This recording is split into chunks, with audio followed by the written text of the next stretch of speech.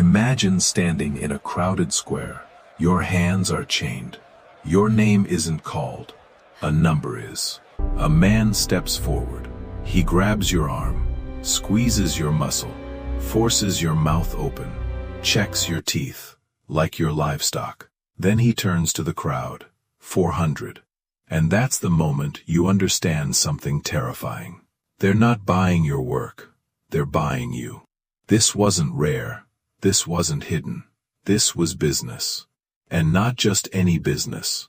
In 1850, this was one of the most organized, most profitable, and most normalized industries in the United States. Human beings were assets. On paper, the average price of an enslaved person was around $400. Today, that's roughly $15,000. But that number is misleading. Because there wasn't one price. There was a system, a brutal, calculated, highly structured market, with categories, tiers, and valuation logic, as precise as any modern financial exchange. In cities like New Orleans, Richmond, Charleston, entire buildings were dedicated to this trade. Auction houses with chandeliers, marble floors, crowds dressed in fine clothes, and at the center of it all, a platform, where people stood and were sold. Before the auction even began, buyers already knew what they were looking for, because there were catalogs, printed lists, circulated in advance. Each person reduced to a line of text. Lot 14, George, age 28, prime field hand, excellent health. Lot 15, Mary, age 22, seamstress, good cook. Lot 16, infant, female, 18 months. An infant, with a price. This wasn't chaos. It was logistics. It was inventory. It was accounting. By 1860, enslaved people in the United States were valued at $3.5 billion. More than every railroad, more than every factory, combined. Think about that. The single largest category of wealth in the country was human beings. And to manage that wealth, they built a market, a system so efficient, so normalized, that people traveled from across the world just to watch it happen. If this was a market, then the next question is simple. How did they decide your price? Because in this system, you weren't just a person, you were a calculation. The first variable was age. If you were a young man, between 18 and 25, you were considered prime. That meant strength, endurance, years of labor ahead. Your price could climb fast, from around $500 in the early 1800s to over $1,800 by the 1850s. That's not inflation. That's demand. Because the cotton economy was exploding, Mississippi, Alabama, Louisiana, plantations were expanding, and they needed labor, at scale. So the market responded. The second variable was skill. If all you could do was field work, you had a price. But if you had a trade, everything changed. A carpenter, a blacksmith, a cooper, a skilled seamstress. You weren't just labor anymore. You were an investment. There are records of a man named Simon, a carpenter, sold in New Orleans in 1857 for $2,500. That's nearly $90,000 today, because he could generate income far beyond the field. Then came something even darker: gender. Women were not only valued for labor, but for reproduction. The system had a term for it: increase. Children they would have, who would be born into slavery, automatically becoming property. But there was another category, one that appeared in actual auction records. Fancy.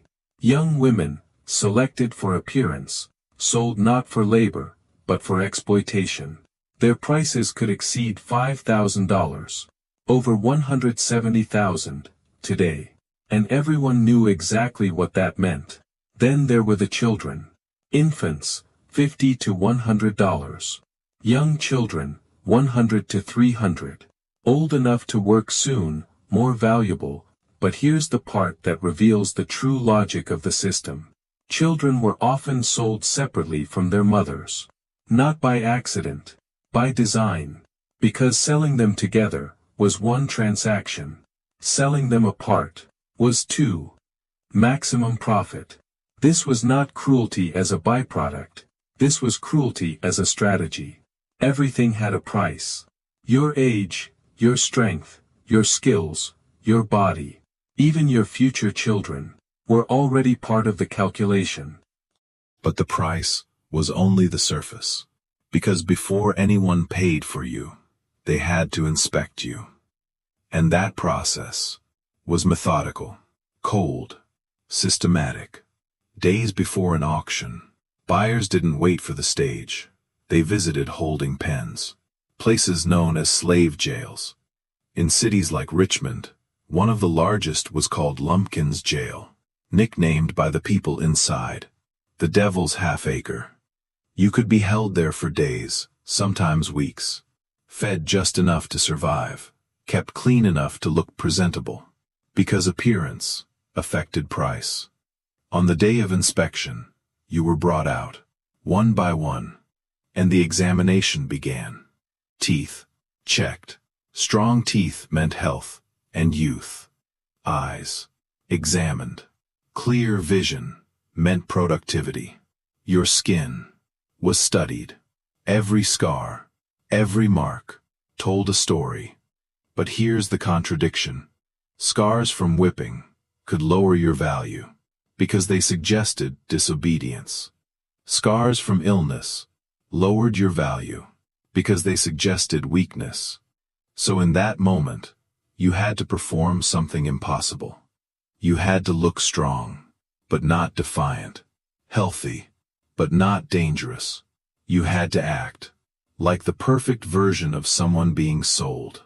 Historians call it the performance of compliance.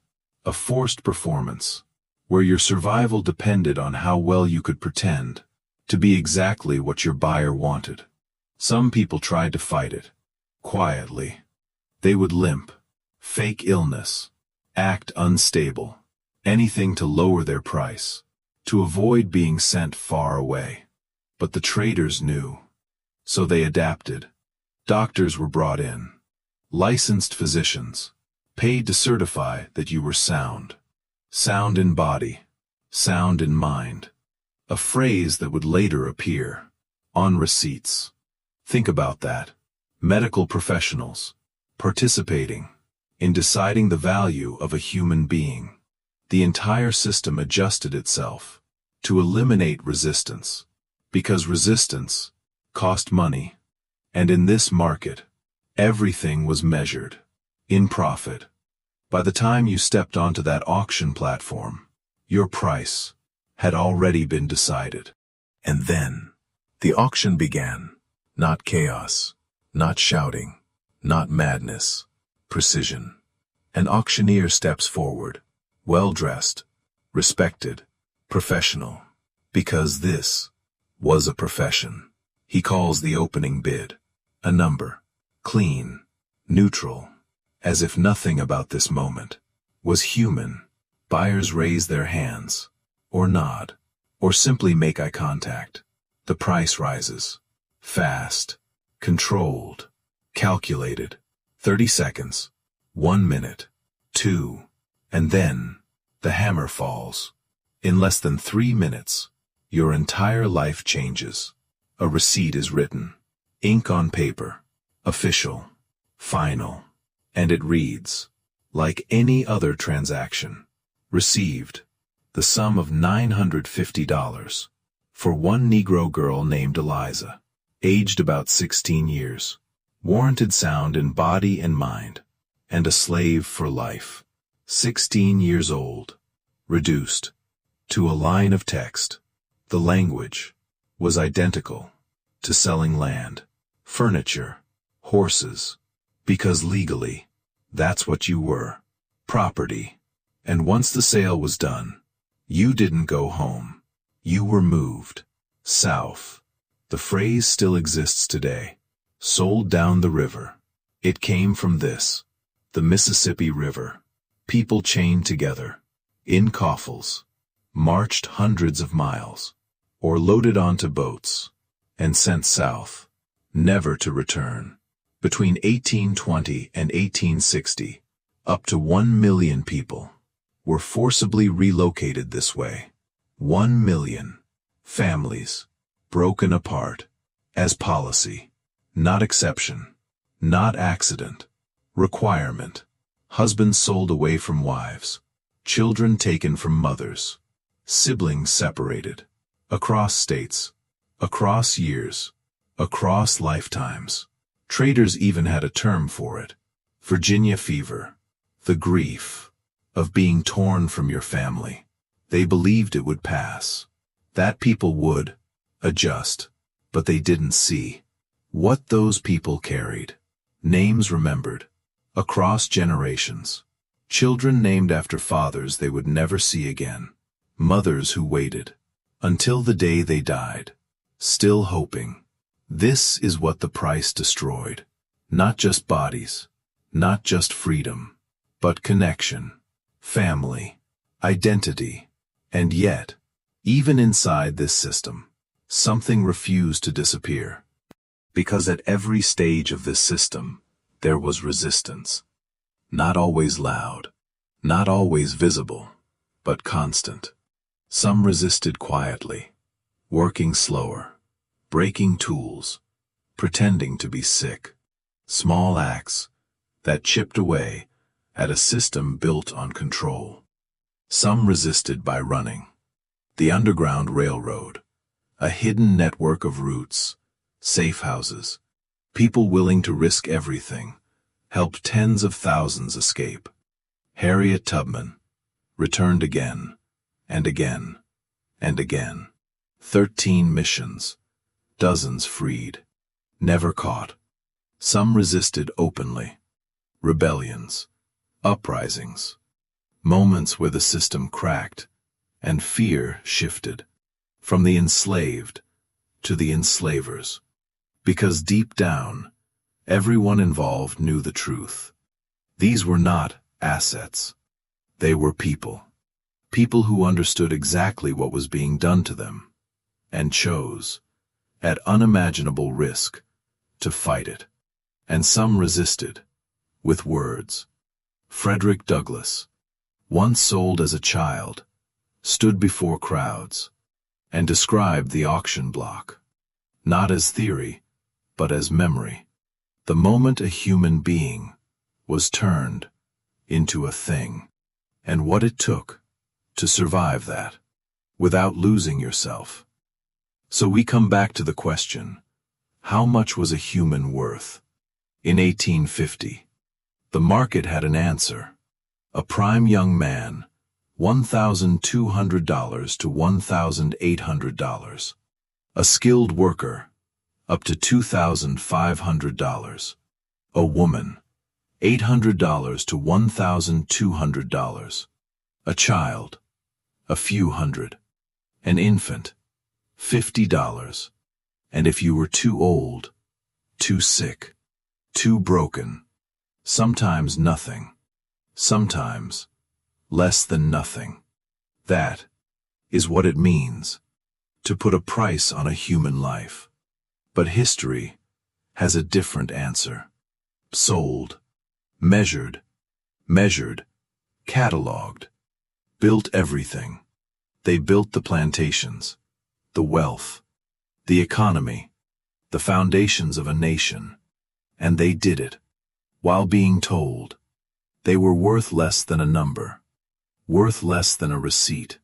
But they endured, they resisted, they survived, and they left behind something no market could measure.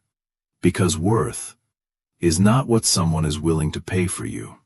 It's what no one has the right to take.